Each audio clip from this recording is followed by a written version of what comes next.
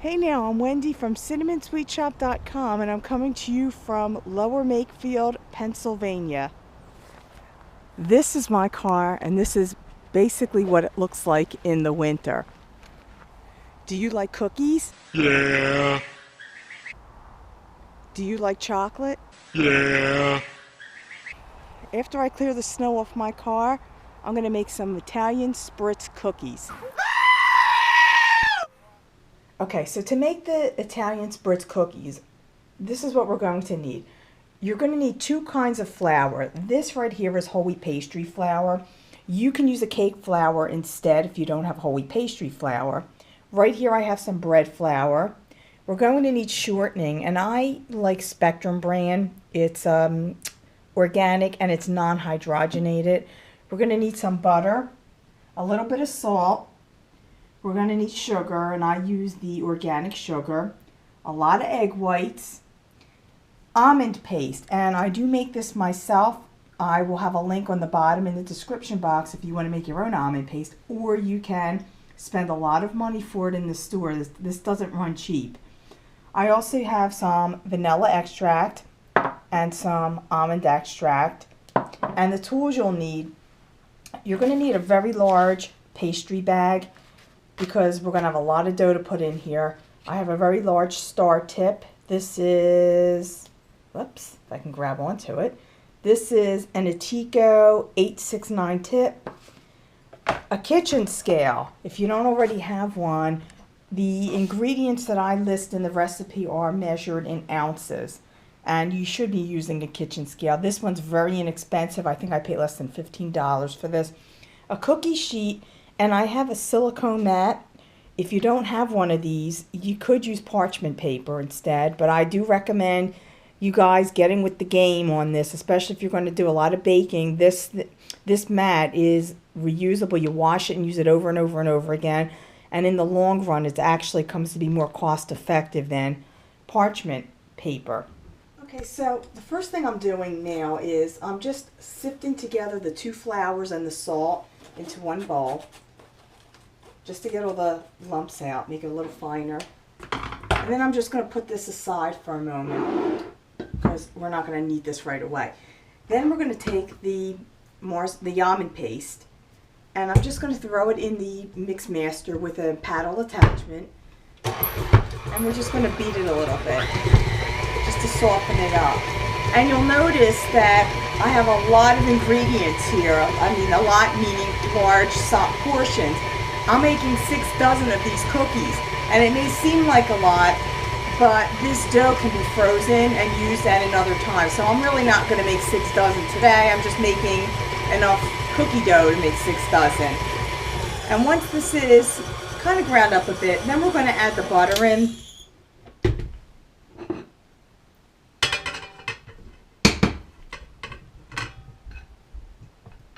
And we're going to beat this again at medium speed until it's creamy. And it could take like a minute or two for this.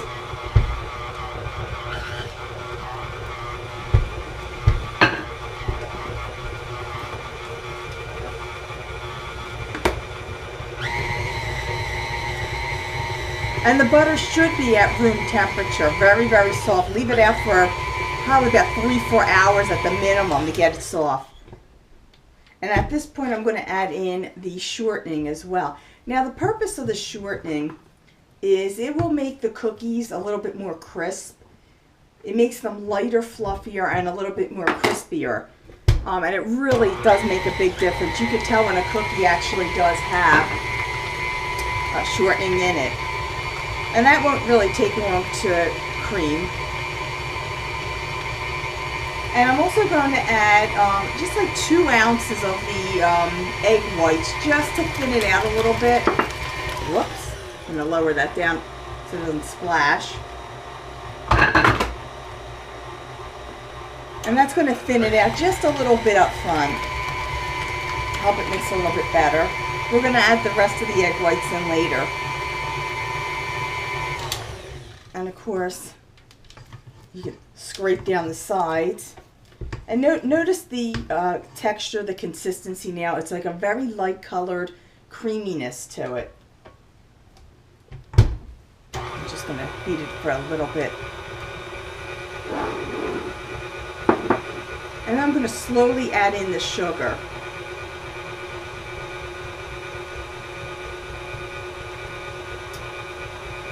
Just a little bit at a time, so it mixes in a little bit better.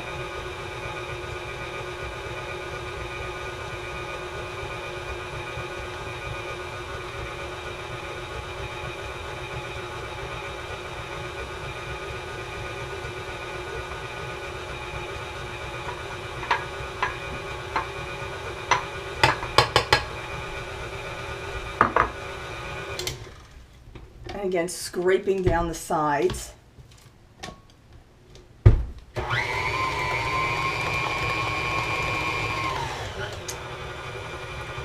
And what I did at this now is I combined the vanilla extract and the almond extract, and I'm going to just add that into the egg whites.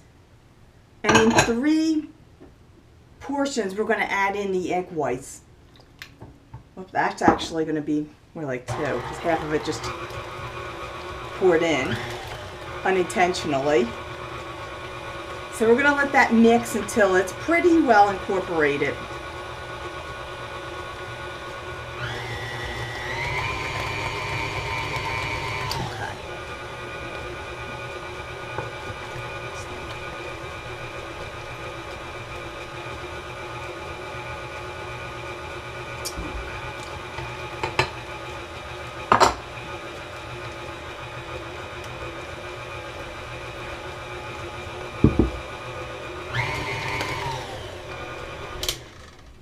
Before I add the flour in, I just want to scrape down all the sides, make sure it's all mixed in real well.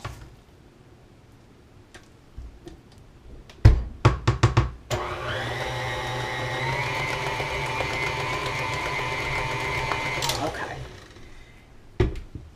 Going to add the flour in again in portions, a little bit at a time, like maybe about 2 cups at a time. And as soon as this is done, completely incorporated, that's when you want to stop. That's when you want to turn the mixer off. You don't want to overbeat this. At this point, we're going to put the batter into the piping bags, and I'm going to show you how to pipe them out onto the tray. Okay, now this dough tends to be a little bit sticky and a little bit tough to work with. So you want to make sure you have a really good strong pastry bag. I'm just going to fill some in here.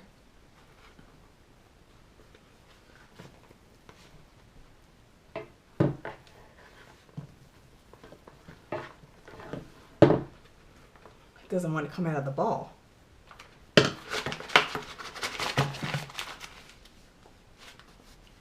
Squeeze it all the way down to the tip. And I also have a little bit of water here, and we're going to pat that down. You'll see what I mean in a moment. So what I'm going to do is I'm going to make maybe like little rosettes.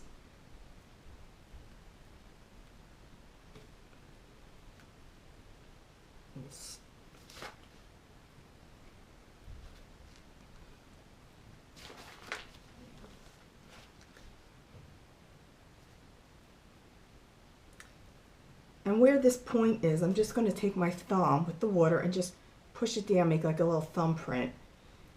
You could put, at this point, you could put dried fruit, some maraschino cherries, or you can bake them as we're going to do, and then we're going to decorate it with some chocolate drops in it. Also going to make some shell borders.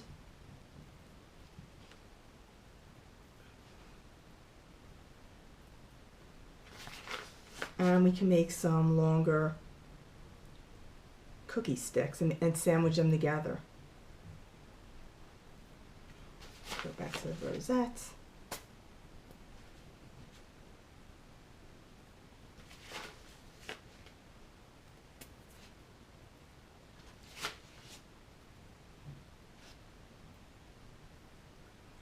Again with my thumb, just gonna wet it and push them down. Mix these up a bit. And then we're going to bake these at 350 degrees for about 12 to 15 minutes until they get to be a light golden brown. and then I'm going to show you how to decorate them. Okay, so the cookies are baked and they're cooled, and now we're going to decorate them. So what I have is I have some rainbow colored sprinkles, some chocolate sprinkles or jimmies depending on where you're from. I have in here some melted chocolate. It's a combination of semi-sweet and bittersweet. Here I have melted chocolate in a parchment cone. If you don't have a parchment cone, you can use a Ziploc bag and just snip off the tip. And keeping with the Italian Spritz theme, I have a disposable pastry bag filled with Nutella, or as they say in Italy, Nutella. So starting with some of these cookies, these are the ones with the fingerprint drop, and I'm just going to fill them with just a dot of Nutella. You could fill it with chocolate as well. I just thought the Nutella would be a little bit different. Just fill a few of these with Nutella.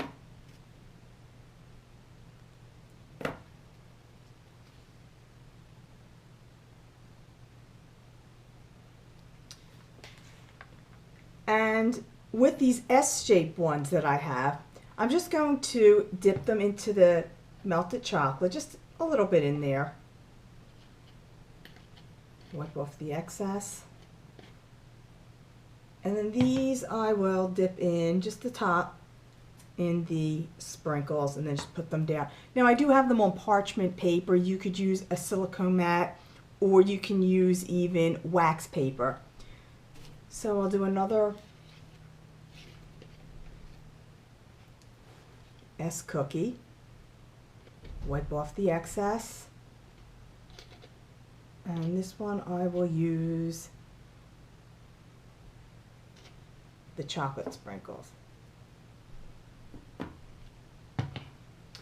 And with the chocolate in the bag, what I'm going to do with this is I'm going to actually give the Nutella cookies a little spritz.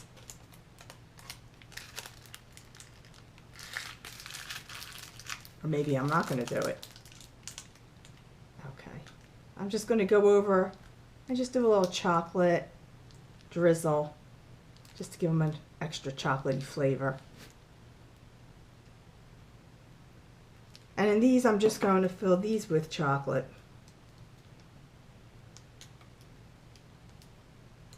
And this was Nutella that I did before, so I'll just give it a drizzle of chocolate. With the shells,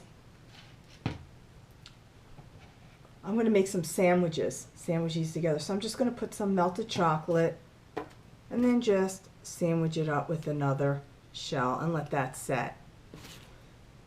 So guys, you can really get creative with this. You could use nuts. As I said, before baking them, you could use these rosette cookies and put a maraschino cherry in it before baking. Pretty much put anything in it. So I'll see you when they are done and they are set, and I will try one, guarantee it. Okay, so I finished decorating them and I let them set and harden. So which one should I taste? Nutella.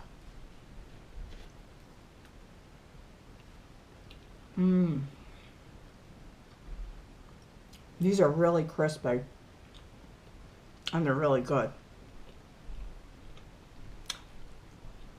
For the full recipe, make sure you go to cinnamonsweetshoppe.com.